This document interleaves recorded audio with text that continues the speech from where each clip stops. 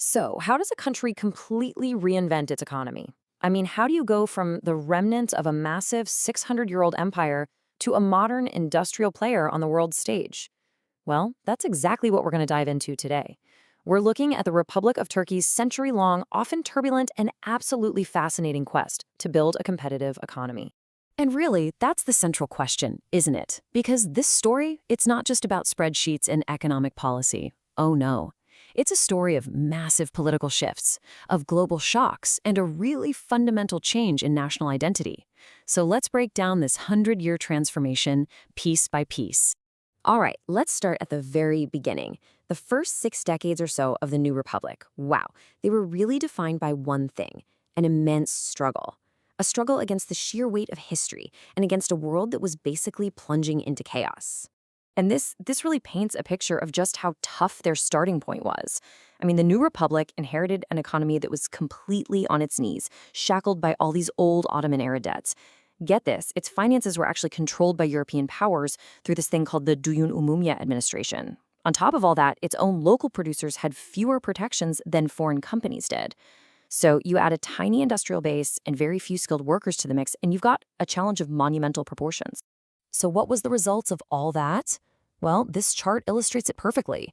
After some early deficits, you start to see these trade surpluses pop up in the 1930s. But, and this is a huge but, this wasn't a sign that they were suddenly super competitive on the world stage. Nope.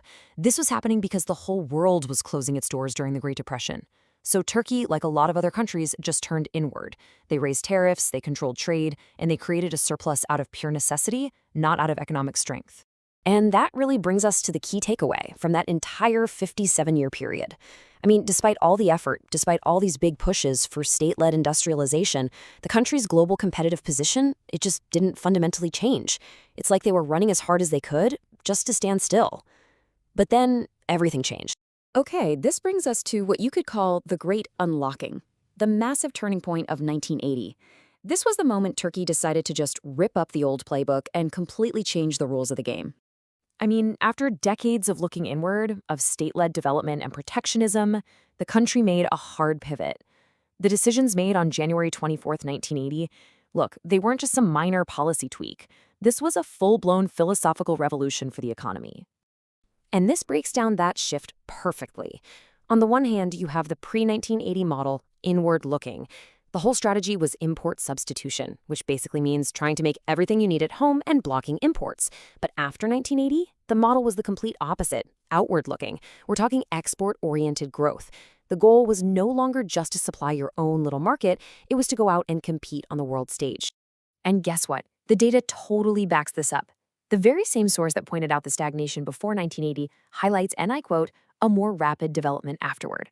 Now, this policy shift wasn't a magic bullet. It was painful, and it definitely created its own problems, like some serious financial instability in the 90s. But it undeniably kickstarted a brand new era of growth. Okay, so let's fast forward to the modern era. The period after the year 2000 is where Turkey really started to navigate the complex, choppy waters of globalization. We're talking incredible growth, yes, but also global crises and the massive challenge of integrating even deeper into the world economy. And you can see it so clearly right here. After a major crisis in 2001 and a new economic program was put in place, Turkey's per capita income just took off. It was often growing faster than other developing economies in Europe. This was really the payoff from all that earlier liberalization, finally combined with a period of political stability and some pretty favorable global conditions. So what was actually driving all this growth? Well, this chart reveals the absolutely incredible transformation. Think about this. In 1980, almost 60% of the country's exports were agricultural goods. By 2022, that number had totally plummeted. Instead, industrial goods made up almost all of Turkey's exports. You could argue this is the single most important visual you need to see to understand Turkey's modern economy. 94%. Just let that number sink in for a second. 94.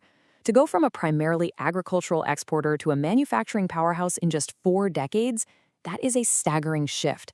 It completely reshaped the entire country. Okay, so the big question is, how does this new industrial economy actually stack up on the global stage? Let's take a look at the rankings. Compared to the BRICS nations, a group it's often wanted to be a part of, Turkey is kind of in the middle of the pack. It's well behind a giant like China, but ahead of Brazil. So what does this tell us? It shows they're a serious player, for sure, but they're facing some really intense competition. And what about when you compare it to its European peers? Wow, the race gets even tighter. Turkey is basically neck and neck with countries like Romania and Poland. It just goes to show you, while the country has made these enormous leaps, it's now competing in a really tough neighborhood, fighting for every single inch of competitive ground. So all of this brings us right up to today and to the road ahead. Now that it's completed its first century, what are the big challenges and the big opportunities for the next one? Well, first, you got to acknowledge the successes, right? The country has built a really strong competitive position in some key sectors. We're talking about things like textiles and food, sure, but also much more complex stuff like motor vehicles, machinery, and chemical products. This is that industrial base they've been building over the last 40 years. But to get to that next level, the path forward is pretty clear.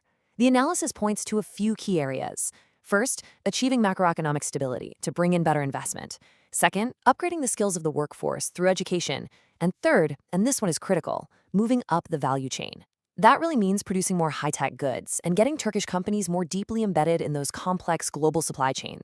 And all of that leaves us with this one big final question. After a whole century of transformation, going from a closed agricultural state to an open industrial economy, the race is far from over. The next leg of this race, it's going to be about value, not just volume. It's going to be about innovation, not just production. So what will it take to make that next leap? Well, that is the core challenge for Turkey's next 100 years.